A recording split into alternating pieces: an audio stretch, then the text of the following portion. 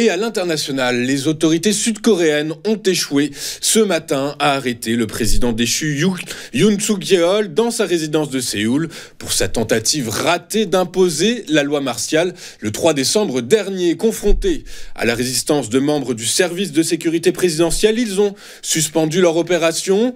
Une arrestation de Yoon Suk-yeol, qui reste officiellement le chef de l'État, n'est que suspendue en attendant la confirmation par la Cour constitutionnelle de sa destitution d'ici la mi-juin, une destitution qui serait, vous vous en doutez, sans précédent dans l'histoire de la Corée du Sud.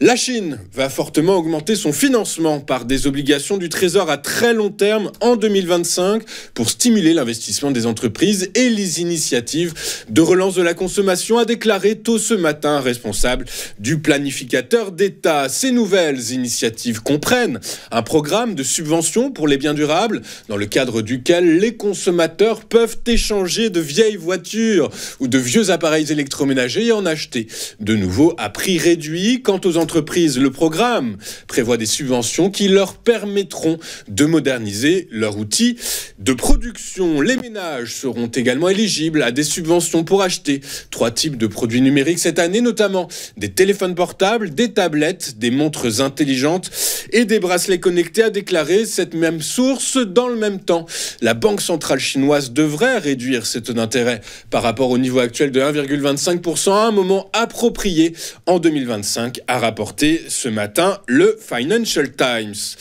Les fonds souverains du monde entier ont dépensé environ 136,1 milliards de dollars au cours de l'année 2024, dont près de 30 milliards de dollars d'investissement dans la transformation numérique et l'intelligence artificielle. C'est ce que révèle un rapport annuel préliminaire publié le 1er janvier 2025 par la plateforme de données globale SWF qui suit les fonds d'investissement souverains mondiaux. Les investissements souverains les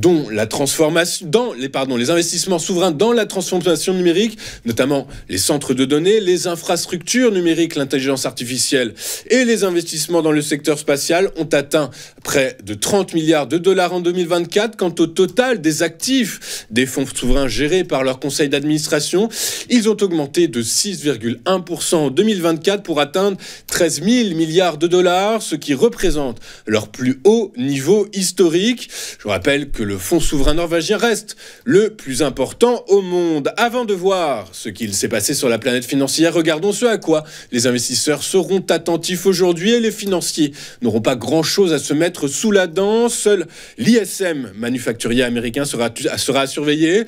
Les réactions de Tesla et la parité euro-dollar seront également à suivre de près aujourd'hui. Tesla, qui, je vous le rappelle, a indiqué hier avoir livré 1,79 million de véhicules en 2024, ce qui représente une baisse de 1% en glissement annuel, une première pour le constructeur américain. Pour autant, malgré ce repli, Tesla est parvenu à conserver son titre de premier constructeur mondial de véhicules électriques, coiffant d'un cheveu son concurrent chinois BYD, Build Your Dream, qui a vendu 1,76 million de voitures de ce type l'an dernier. Regardons maintenant ce qu'il s'est passé sur les principales places financières de la planète hier et en Europe. Pour cette première séance de l'année 2025, les places européennes majeures ont clôturé dans le vert. En France, malgré l'activité manufacturière qui s'est dégradée en décembre, les investisseurs auront focalisé leur attention sur le PMI manufacturier américain qui est ressorti supérieur aux attentes. À Paris, le CAC 40 a fini sur un gain de 0,18% à 7 393 points. Le FTSE a lui pris 1,07% à 8260 points. Quant au DAX, il a lui engrangé 0,48% à 2004 points. Aux États-Unis, Wall Street a prolongé le sentiment de morosité qui s'est accaparé des investisseurs à la fin 2024, et ce même si les analystes restent confiants pour les mois à venir, notamment suite à la publication hier de statistiques macroéconomiques robustes. Le Dow Jones a reculé de 0,36% à 42 392 points. Le S&P 500 a cédé 0,22% à 5 868 points. Quant au Nasdaq Composite, il a lui abandonné 0,16% à 19 282 points. Sur le Forex, le dollar américain a atteint hier son plus haut niveau en 2 ans sur fond d'attente d'une croissance américaine supérieure à celle de ses pairs et de maintien de taux d'intérêt américain relativement élevés. Sur la journée, l'euro est tombé jusqu'à 1,0306 $, son plus bas niveau depuis depuis novembre 2022. Enfin, pour finir ce tour d'horizon des marchés, sachez que les dirigeants du secteur de l'énergie interrogés par la Réserve fédérale de Dallas ont déclaré qu'ils étaient devenus légèrement plus optimistes quant à l'amélioration des conditions commerciales malgré les attentes d'une stagnation des prix du pétrole cette année. Les dirigeants des 124 sociétés pétrolières et gazières américains ont déclaré qu'ils s'attendaient en moyenne à ce que le prix du baril de West Texas Intermediate soit de $69 cet été et de $71 à la fin de l'année.